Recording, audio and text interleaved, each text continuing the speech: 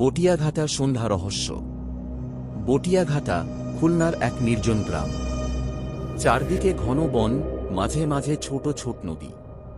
সন্ধ্যার পর এখানে খুব কম মানুষ বাইরে বের হয়, বিশেষ করে বটগাছতলার রাস্তা, যেখানে নাকি শত বছর ধরে এক অপদেবতার বাস।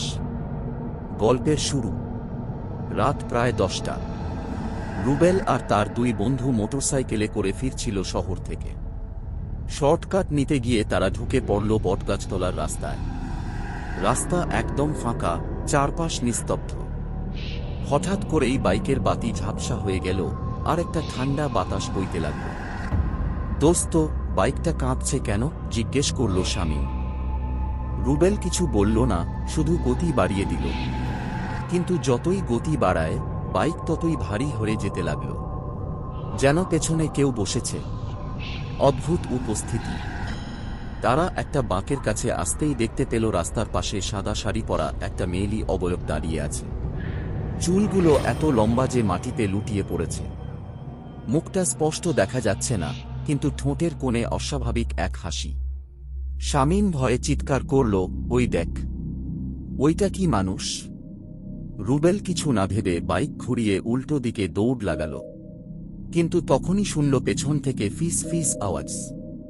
এখানে কেন এসেছ? বুকের ভেতর দম আটকে আসছিল। পেছনে তাকানোর সাহস ছিল না, কিন্তু আশ্চর্যের বিষয়, বাইক যতই এগোয় ততই মনে হয় তারা একই জায়গায় আছে, যেন সময় আটকে গেছে। রহস্যের সমাধান। হঠাৎ করে দূর থেকে আজানের ধ্বনি ভেসে এলো। মুহূর্তেই ভারী বাতাস থেমে গেল, বাইকের গতি স্বাভাবিক হয়ে গেল।